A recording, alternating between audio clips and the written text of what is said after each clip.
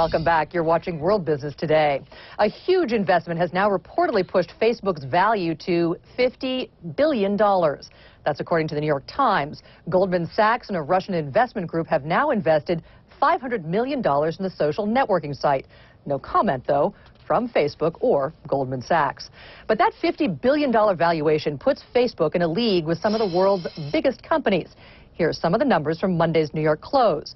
Facebook is larger than internet giants eBay and Yahoo, but smaller than retailer Amazon.com.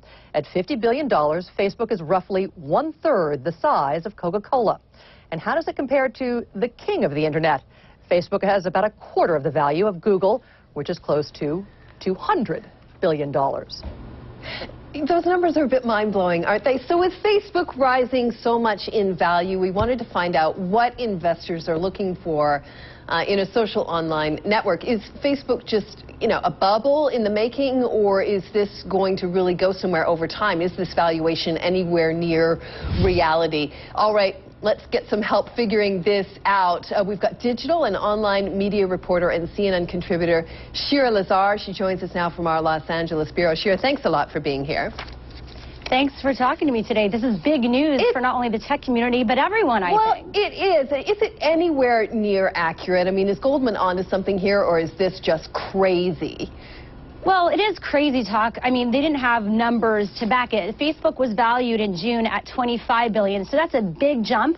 But they do have the numbers to back it in terms of the traffic. I mean, they were #1 as of December on top of Google. They have, of course, over 500 million active users, 670 million unique visits just in the month of December. So those are valuable traffic numbers, but it's not just the traffic, it's the information, it's the social information that they have of everyone right now on their site, and it's only growing, really. They haven't even targeted China, which of course has 33% of people who are online users. So this is just the beginning of Facebook's growth.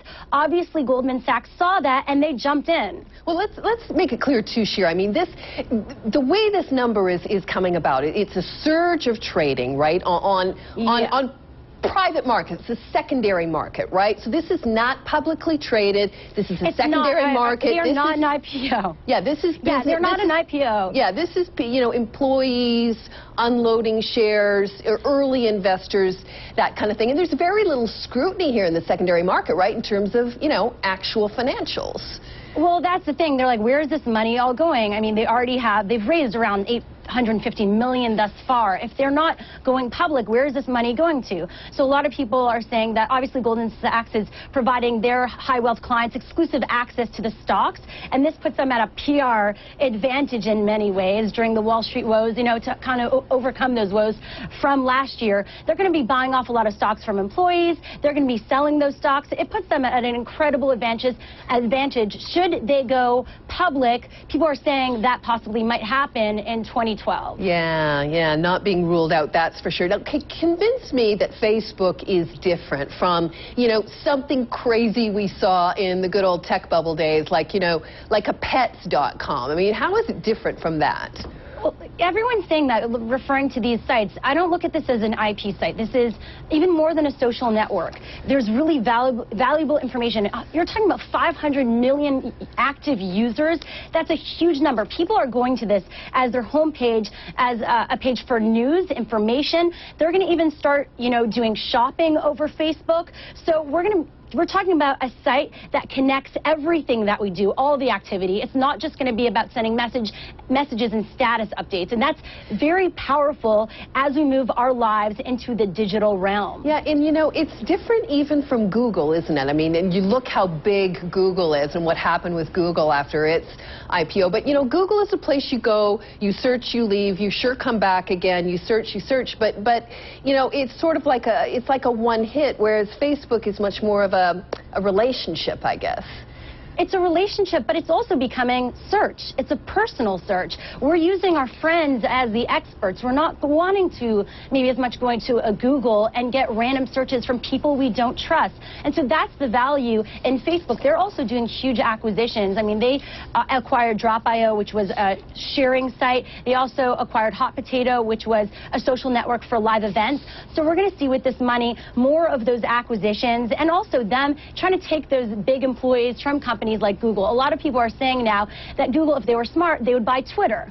And that would, keep them ahead of the market. Yeah, don't give him any ideas. Shira, I mean, how much do you know about Zuckerberg? I mean, what his motivation will be in the next year or two ahead in terms of, IPO, no IPO, selling out, not selling out. How much do we know about his intentions with his baby here?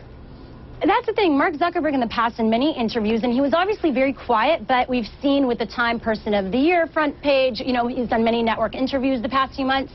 He's said many times that it's not about money. It's not about money. He's all about growing the social web, and we do believe that. I know many people that have worked there from the beginning. I know his sister. He cares, and that's what has stopped him from going public and getting bought out by many companies in the past. The thing is, at this point, is that Facebook is worth so much, no companies are going to be able to buy them. The only way they'll be able to earn money at this point is through going public, and so many are seeing that as their future. All right, Shira Lazar, thank you so much. Appreciate your thought. Thank you. Thank you for having me. All right, and if you want to hear more on this story, just the whole issue of social media and Facebook, valuations, all that interesting stuff, go to CNN.com's Business 360 blog. There's some great stuff there from field producer Pamela Boykoff. She's writing about why China is excluded from a Facebook map of the world. It's a good read. Find it at cnn.com/business360. It really is. It's worth a read there.